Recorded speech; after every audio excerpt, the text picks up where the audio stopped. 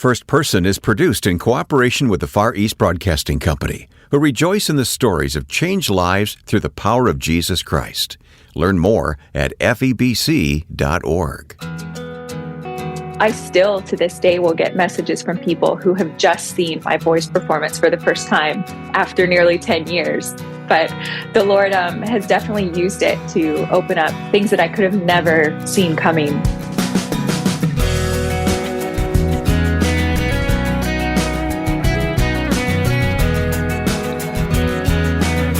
Her name is Bria Blessing, and she is a remarkable young woman with strong ties to the country of Ukraine.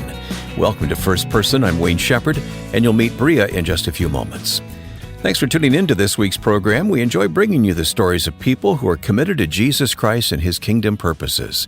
If you ever miss one of our programs, they're all available online at firstpersoninterview.com. Better yet, why not download our free smartphone app and take programs with you in the car or anywhere you go? Just search for First Person Interview in your app store.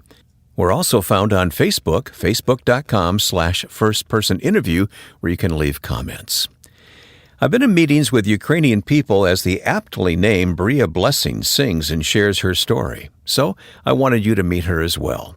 She and her husband Jesse live in Buffalo, New York, but as we began talking online recently, I wondered aloud about her true nationality. Technically, I'm an American. I was born in America. I have American citizenship, but I spent over half my life in Ukraine, so I'm not sure what that makes me. Okay, why did you spend half your life in Ukraine? I was 13 when my parents said that they felt like God was calling them to serve in Ukraine as missionaries. And so I went kicking and screaming as a teenager, obviously. But as I grew up there, I just fell in love with it. And then as an adult, I just ended up staying on, and they couldn't get rid of me and serving as a missionary. And yeah. Okay. What parts of the country did you live in? We started out on the very far east in Luhansk, which is now actually under Russian occupation, hopefully temporarily. We only lived there, I don't remember exactly, maybe 5 months or so. And then we were called to the far western side of the country, so the complete opposite side, to Lviv, to help with some evangelism stuff that was happening there and starting a church. And we ended up living in Lviv, well, until I got married and moved away, and my parents are still there, and sister's still there. So you married that American guy named Jesse, and he took you all the way back to to the States. To Buffalo, New York. Buffalo. Yep. How did a girl from Texas end up in Ukraine, end up in Buffalo? Only God. I don't know. It's an adventure, the great adventure. Yeah. So you grew up in a Christian home. When did Christ become part of your life, though? I was 7 when I remember being at church, and it was like around Easter time, I think, and we had a guest preacher, and he was preaching on the crucifixion, which obviously I'd heard for the previous 7 years of my life every Easter time. But at that point, at 7 years old, I remember I got it. You know, obviously not fully, but in as much as my childlike mind was capable of grasping Christ's sacrifice. And I remember turning to my parents and saying, if Jesus gave his life for me, I want to give my life to him. And so that's sort of when I made that decision I was going to live my life for Christ and following Christ. Now, obviously it was it's been a journey, learning and messing up and growing. But that was when I was 7. Yeah. I was about the same age, so I can identify with that. So as an adult, you lived in Ukraine all those years. What were you doing? So many things. I started out, obviously, as a missionary kid. You're put into ministry. It doesn't matter how old you are. You're automatically part of ministry. So I grew up serving in the church, helping out, wherever I could with my parents' ministry. And then as I became an adult, and as a poor missionary family, we couldn't afford college, so that wasn't an option. So I was like, well, great, I'll just continue serving as a missionary. So everything from directing children's choir to starting up a anti-human trafficking nonprofit, to then this was sort of another crazy twist and turn in the adventure that the Lord had planned for me, ending up on The Voice Ukraine, which opened up a whole new sphere of like full-time music ministry around the country and around the world, to serving the soldiers when Russia invaded 10 years ago, and, ongoing, doing that ministry. We're going to talk about all those things, actually, because you hit on a number of things there that I wanted to talk to you about, Bria. First of all, the music is a part of your life. You must have grown up with music. Are you self-trained? And when did music become an important part of your life? From the time I was born. My dad was like a professional rock musician in the 70s, before, like when he was a young guy, before I was born, before he was married, doing the club scene. And apparently they almost made it really big. Like they almost got signed, but then my dad became a Christian and quit the band. Wow. Sounds like maybe we should talk to him sometime. Definitely. Yeah. So from the time I was born, I just remember my parents always had music playing in the house. By this time they were listening to Christian music. My dad continued to write songs. So I remember just always seeing my dad at the piano with a notebook and a pen and writing music. My parents sang in the choir at church. And yeah, so music was never something special in life. It was just a part of life, like anything else. Yeah. So you were singing in church, but you mentioned this talent program, The Voice, which we know in the States, of course. So how did you get the attention of the talent producers on The Voice? I do not know. My best guess is what I learned from being on the show is they actually have a team of people who basically just scour YouTube all day long looking for new talent to invite to come on the show. And I had a little YouTube channel where I posted I would sit in my room and record worship songs or some of my own original songs or whatever. And I guess they found me that way through YouTube. So towards the end of 2013, I think it was a Facebook message, hey, this is The Voice and we're going to hold auditions in your city and we would love for you to come audition. And I was like, that's weird. But prayed about it and just felt like God was like, yes, this is me opening this door. And even though I didn't get it, I followed. And you're singing these songs in Ukrainian, obviously, right? Yeah. When I was on The Voice, the contestants sing all sorts of languages. Europe is different in America in that way, and that people listen to music in languages they don't understand all the time. It doesn't bother them. So contestants on The Voice sing in literally every language under the sun. And I just decided, as an American living in Ukraine, I wanted to honor their culture and sing Ukrainian songs. So that's what I did my blind audition in, and that's what I did my second round in. And I just love the Ukrainian language anyways, and Ukrainian music. Mm-hmm. So this is Christian music you were singing, or just folk? What style of music? Yeah, it's definitely, it's not Christian music per se. It wasn't about Jesus. Mm-hmm. At that time on The Voice, so in Ukraine, it's not common like it is in the States for celebrities or anyone on television to talk about God or talk about their spiritual life or anything like that. It's considered a very private thing, and you don't kind of parade that in public. So I remember that was the first season that Christians took part in The Voice. So there was me and there was two other guys who were Christians. And I don't know about the other guys, but I know in my interviews on the show, I talked about God and I talked about faith because obviously it's a very integral part of my life. But the producers took all of that out. But that's okay. Christians could still tell. And I remember getting messages from Christians we can tell you're our sister in Christ and we're so excited. And but no, the songs that I sang were songs by a singer called Kvitka Tsisik. And she's actually ethnically Ukrainian, but she was either born in the States or her parents moved to the States when she was very young. So she's sort of similar to my story, but opposite, because she's Ukrainian who grew up in the States. And actually ended up doing quite well. She did jingles on Ford commercials and Pepsi commercials or something like that. But she has an album, a couple of albums of Ukrainian music it's such a beautiful album. So I did some songs from those albums. And of course, this experience with The Voice was all pre-Russian invasion, even the 2014 invasion? Yeah, it was literally right before. So I don't know how much your listeners remember about that time in Ukraine, but there was a civil revolution Right. right before Russia invaded Yeah, Maidan Square and all of when that. Sure. Yeah. exactly. So we were filming The Voice in Kiev while the revolution was happening like 5 blocks away. Hmm. So it was a very strange sort of juxtaposition doing this, what felt like a very frivolous TV show, Hmm. while people were literally giving their lives for their freedom just a few streets away. But it was right after that that Russia invaded. Yeah. Yeah. And I would imagine, given that exposure on The Voice, that you became kind of a recognized person in Ukraine. Yeah, that was very unexpected because obviously I'd never done anything on television before.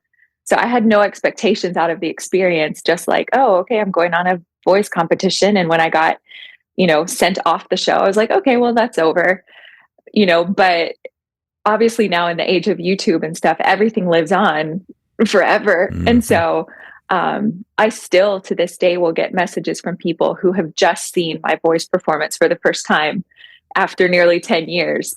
Huh. So that's very strange. But the Lord has definitely used it to open up areas of ministry and things that I could have never seen coming. Coming up, we'll talk with Bria about what she has observed in the Ukrainian church. That's just ahead. Here's Ed Cannon on the vision for FEBC's weekly podcast. The primary purpose of Until All Have Heard, of course, is to share the experience that FEBC has because we have staff on the ground in so many oppressive places. But in addition to that, we're trying to speak to you in a way that only the kind of testimonies you'll hear from around the globe can do. Discover how the gospel is making a difference around the world. Search for Until All Have Heard on your favorite podcast platform, or hear it online at febc.org. My guest is Bria Blessing, and we're talking about her life growing up, in a large part of her life spent in Ukraine, and there's more to that story that we're going to get into now, Bria, because since the war started, you've doubled down on your love for the country, haven't you? Definitely. Maybe that comes partly from out of my Texas blood, being so patriotic and like just love of country and love of land and love of freedom. I don't know. But yeah, definitely once I stood with Ukrainians in their revolution of dignity in 2014. And I think that was probably the big shift in my heart and in my mentality, where I didn't feel any more like an American living in Ukraine. I felt like a Ukrainian. Mm-hmm. And just, I think from that point on, really fully embraced like the culture and the language and the history, and just being so proud of Ukrainians and their dedication to being free. Yeah, that's probably when it started. Now, this is a sidebar, but somewhere along the line, you met this guy named Jesse, who became your husband, an American guy. And I've met Jesse. I know Jesse, and he himself has fallen in love with Ukraine, hasn't he? He has. I would say pretty much. I mean, you know this. Any American that I've ever known who has spent even a day in Ukraine, they don't stand a chance. Like Ukraine just gets into your blood somehow. So from day one, when we knew that like the Lord had matched us together and we were moving towards marriage, he came to visit me in Ukraine. And from day one, he was sold, hook, line, and sinker. He was in. And to this day, like, I mean, it's part of him now. Yeah. How long you been married? We just celebrated 4 years at the end of December, so we're still newbies at this. Sure, this sure. whole thing. Well, it's fun to get to know you guys and to hear the music that you make together. Now, you have had the unique experience of traveling back to Ukraine. I'm not sure how many times, and as a matter of fact, as our listeners are hearing this conversation, you're likely in Ukraine right now. What is the purpose of those visits? Usually, it's to serve on the front lines. So, after The Voice, some pastors from southern Ukraine, where Russia first invaded in 2014, they had seen me on The Voice, realized I was a Christian, and called me up, contacted me. and said, we're going to go to the trenches, to the soldiers, to encourage them, to shake their hands, to thank them, to take them supplies, to take them the gospel. And we want to know if you'll bring your guitar and go with us. And I was like, absolutely. I had no idea what I was doing. No hesitation? I had never been in trenches. Really? No hesitation. I just remember feeling very inadequate.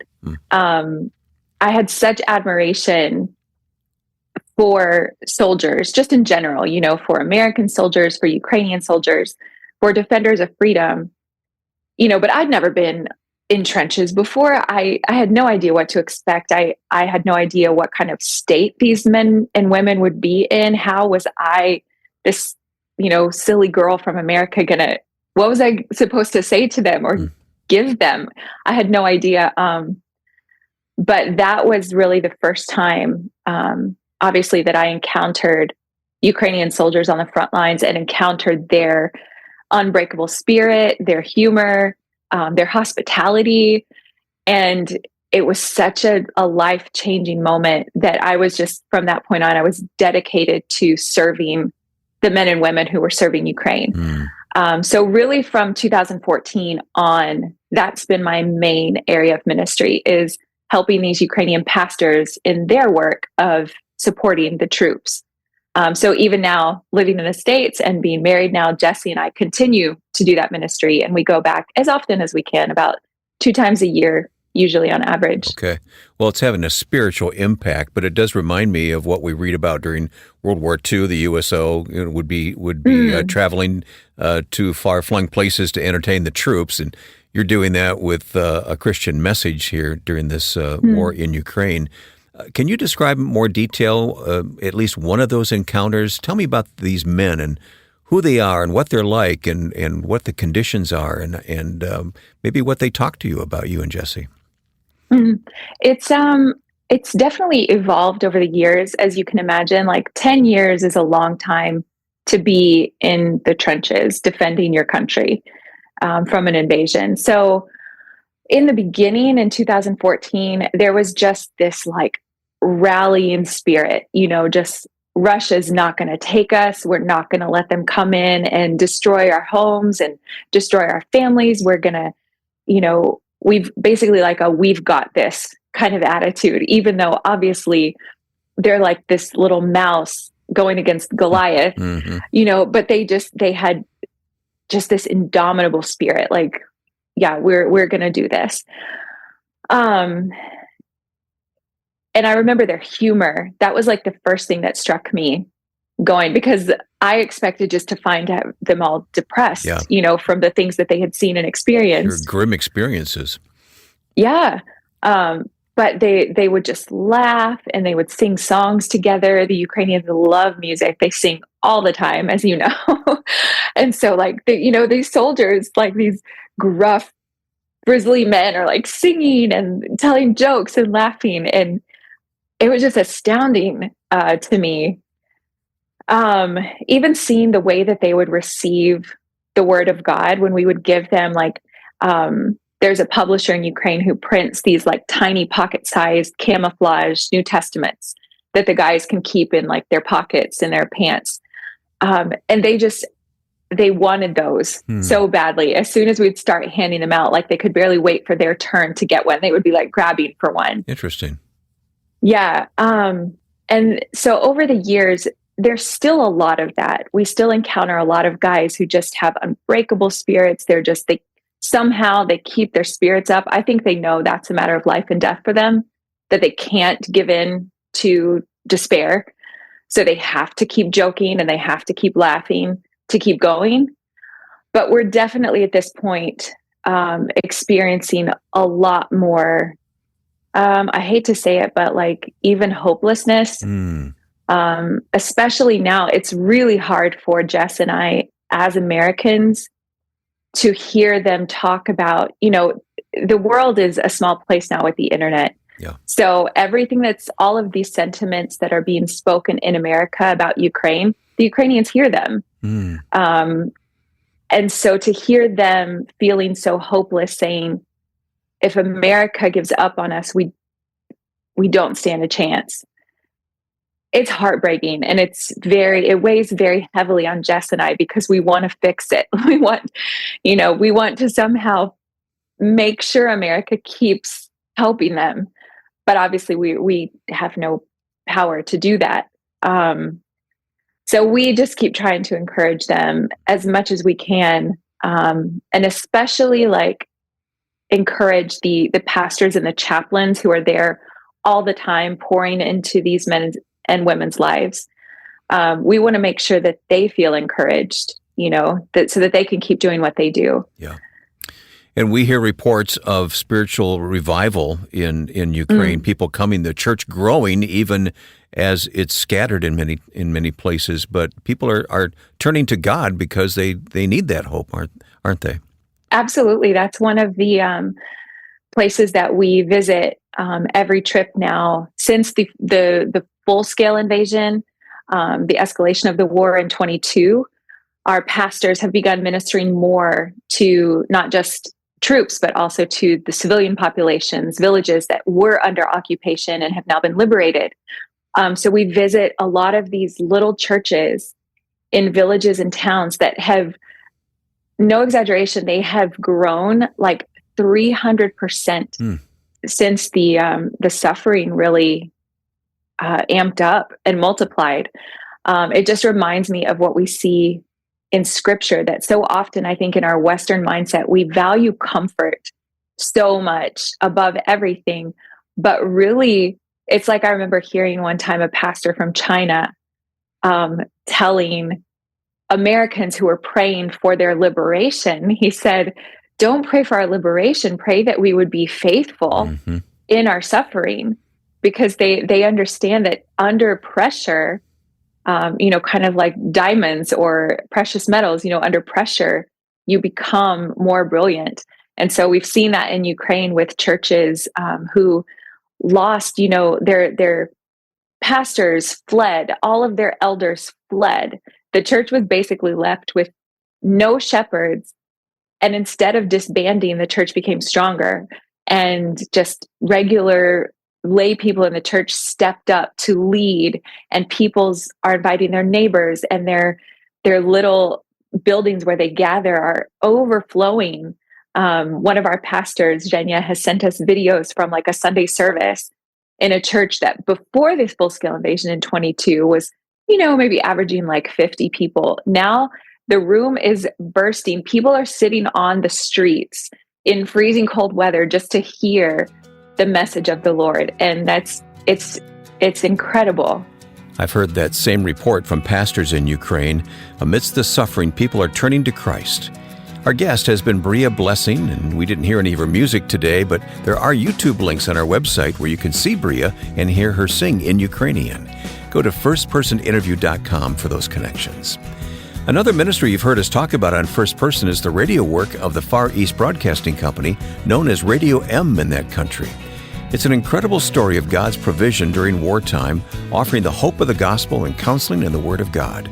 Learn more about FEBC not only in Ukraine, but in 50 other countries of the world when you visit FEBC.org. And look for the podcast called Until All Have Heard from Ed Cannon of the Far East Broadcasting Company. Now, with thanks to my friend and producer Joe Carlson, I'm Wayne Shepherd. Join us next time for First Person.